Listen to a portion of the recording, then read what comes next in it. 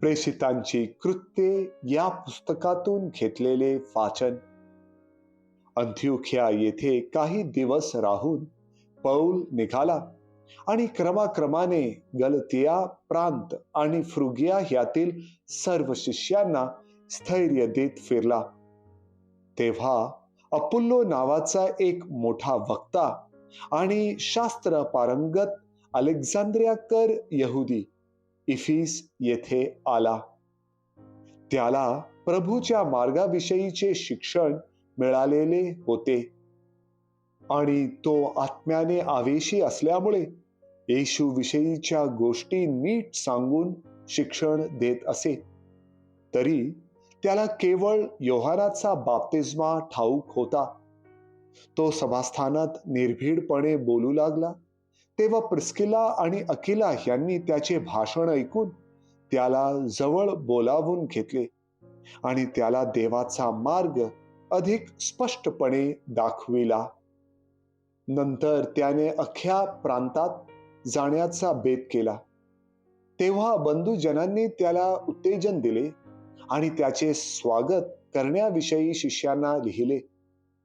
तो येथे पोचल्यावर ज्यांनी कृपेच्या द्वारे विश्वास ठेवला होता त्यांना त्याने फार सहाय्य केले, कारण येशू हाच ख्रिस्त आहे असे शास्त्रावरून दाखवून तो मोठ्या जोरदारपणाने सर्वांसमक्ष यहुद्यांचे खंडन करीत असे. प्रभूचा शब्द. देवाला धन्यवाद.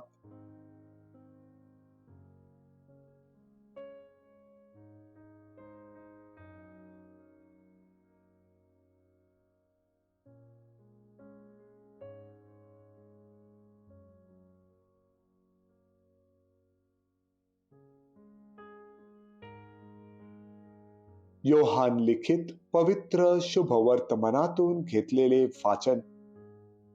येशू आपल्या शिष्यांना म्हणाला, मी तुम्हास खचित खचित सांगतो, तुम्ही पित्याजवळ काही मागाल तर तो ते तुम्हास माझ्या नावाने देईल.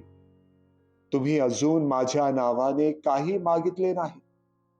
मागा म्हणजे तुम्हास मिळेल, यासाठी की तुमचा आनंद परिपूर्ण व्हावा. ह्या गोष्टी मी तुम्हास अन्योक्तीने सांगितल्या आहेत. मी तुमच्या बरोबर अन्योक्तीने आणखी बोलणार नाही, तर पित्याविषयी तुम्हास उघड सांगेन अशी घटका येत आहे.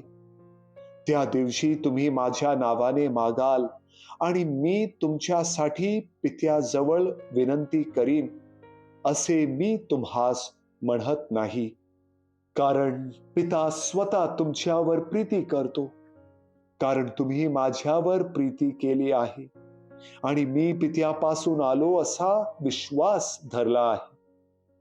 मी पित्यापासून निघून जगात आलो आहे, पुन्हा जग सोडून पित्याकडे जात आहे. प्रभूचे शुभवर्तमान. हे प्रभू येशू ख्रिस्ता, तुझी स्तुती असो.